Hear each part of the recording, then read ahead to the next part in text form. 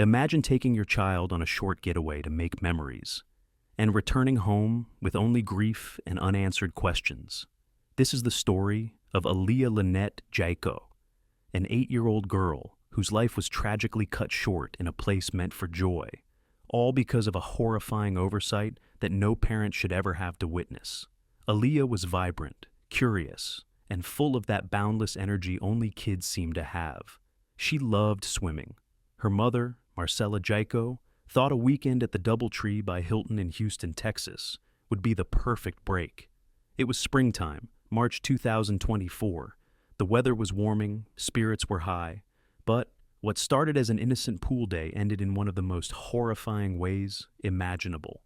The day of the incident. It was supposed to be a fun afternoon. Aaliyah was splashing in the water, laughing, the kind of carefree moment parents live for. But in an instant, everything changed. Marcella noticed something was off. Her daughter had vanished. The pool wasn't crowded, yet no one had seen anything. Panic set in. She searched frantically. Minutes felt like hours. Other guests began helping. Some ran to get hotel staff.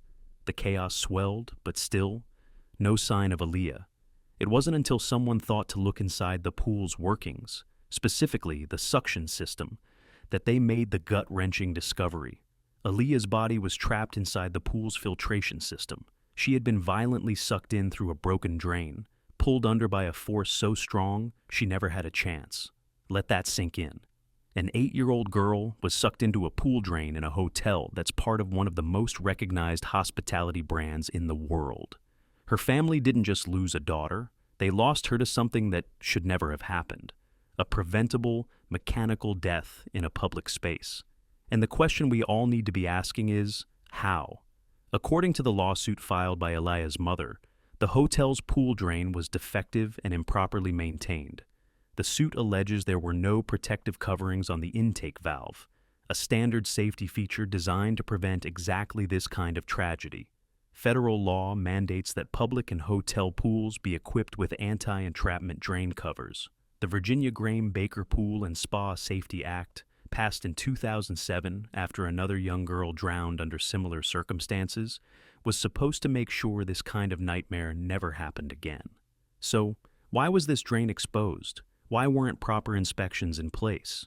Was this a case of negligence, budget cuts, or sheer indifference? We don't know all the answers yet. The investigation is still ongoing. But what we do know is that basic safety protocols failed a little girl who deserved better. For Marcella, there are no words. In interviews, she said Aaliyah was the light of her life, a child who loved dancing, who brought joy to everyone around her. Now that light is gone. In her lawsuit, Marcella accuses the hotel of gross negligence, and it's not hard to see why. A pool without functioning safety equipment is like a car without brakes. It's not a matter of if something will go wrong, it's when.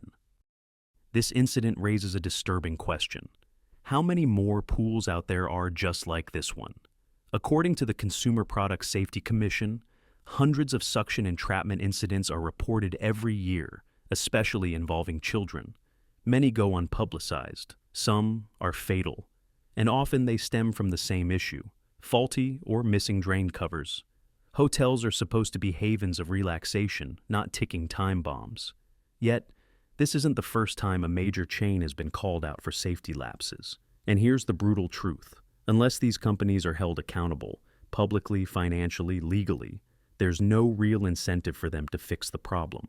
As of now, Hilton has offered condolences but remains tight-lipped on the specifics, citing ongoing litigation.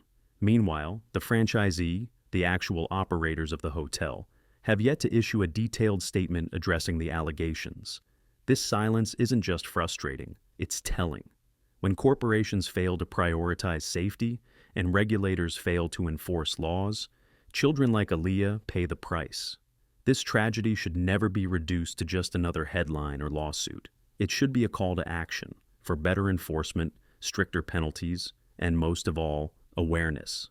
Parents, before you let your child dive into a hotel pool, ask questions. Is there a visible drain cover? When was the last inspection? Does the staff know emergency protocol? Because clearly, we cannot rely on the assumption that just because it's a Hilton or a Marriott, it must be safe. Aaliyah's story is more than just a tragedy. It's a lesson, a painful, preventable reminder that negligence doesn't just lead to inconvenience. It leads to funerals, to lawsuits, to grief that never goes away. She was 8. She should have had decades ahead of her. School dances, friendships, first love, careers, family. Instead, she has a headstone. And her mother? She now lives with a hole in her heart and a hotel chain that can't give her the answers she deserves. We owe it to Aaliyah, and to every family who's lost a child to this kind of failure, to never let her story fade away. Share this video, talk about it, demand better from the places we trust with our lives and our children's. Because the next time, it could be your child, your vacation, your loss. Let's make sure Aaliyah didn't die for nothing.